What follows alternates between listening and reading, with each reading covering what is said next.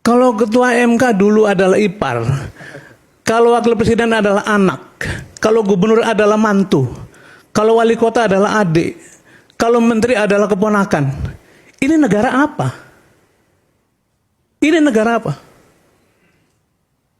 Jadi saya ingin mengingatkan kembali, ayo kembali pada kewajaran semuanya.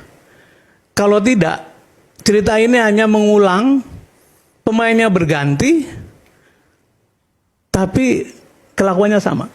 Saya juga nggak tahu Mas Sudirman, sebab kita ini melihat ya, di Republik ini para koruptor terkadang jauh lebih mulia dibandingkan pada kritikus politik itu. Para koruptor dihukum ringan, balik dari penjara, bisa jadi pejabat lagi. Di beberapa pilkada mereka terpilih kembali yang menjadi anggota DPR. Kritikus itu dianggap sebagai jenis makhluk yang mengancam kedaulatan negara, mengancam keutuhan negara, ya, sehingga dikirim buzzer untuk menyerangnya. Lihat sedikit ada pernyataan dia, seilap saya sedikit, langsung polisikan. Ingat ya, di pemerintahan Pak Jokowi berapa orang yang sudah ditetapkan sebagai tersangka kasus makar. Makar loh Pak. Ada nggak koruptor yang dipidana dengan pidana makar? Rasanya belum ada. Gitu. 270 triliun uang negara dihukum cuman 7,5 tahun, 6,5 tahun ya, sambil hakimnya tersenyum.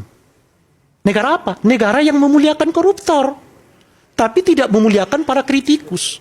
Oleh karena itulah, ya Pak Sudirman Said, nggak ada yang berminat jadi kritikus, minatnya semua jadi politisi.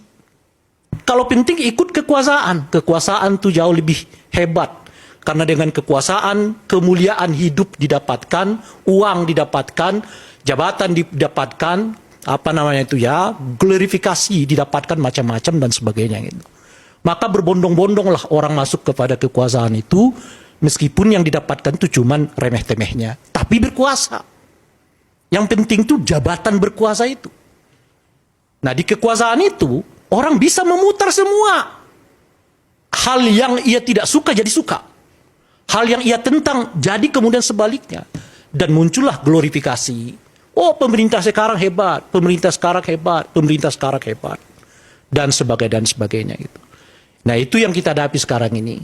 Oleh karena itu ya kita harus beri mungkin ya respect pada apa yang seringkali diingatkan oleh Cak Nur dahulu ya. Saya pernah undang beliau untuk bicara tentang apa sih sebetulnya makna beroposisi itu. Beliau tekankan betul. Oposisi itu sama mulianya dengan orang yang menjabat.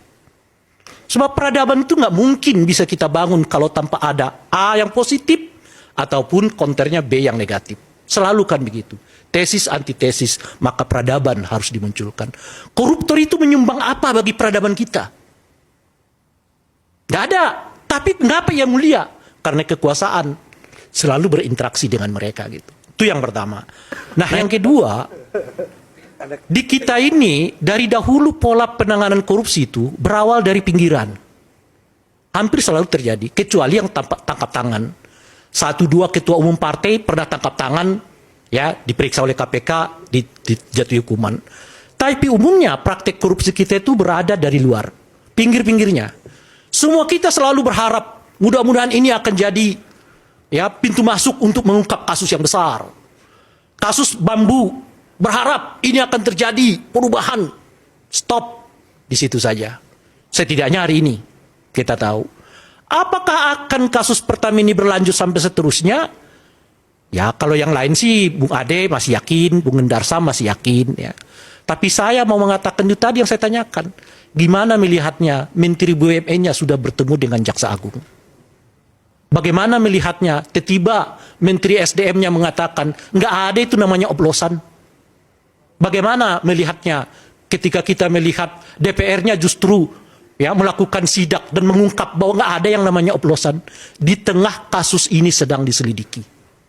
Elit-elit politik seperti mengingkari bahwa terjadi praktek yang disebut dengan oplosan itu. Lalu kita di tengah itu berharap ini akan naik kasusnya. Berharap lagi, berharap lagi, berharap lagi.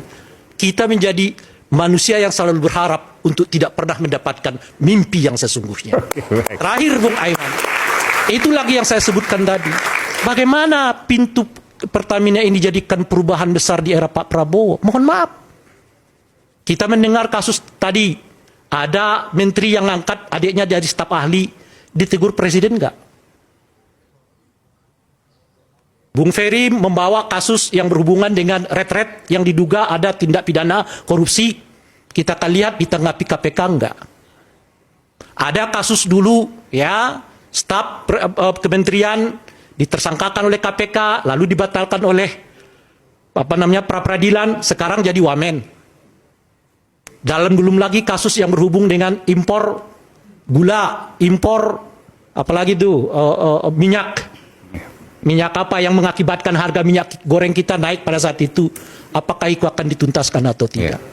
Kalau masalah kecil ini saja Pak Prabowo nggak berani menegur menterinya, maka itu yang saya sebut macannya Pak Prabowo itu tinggal di podium, beliau jalan kemana-mana.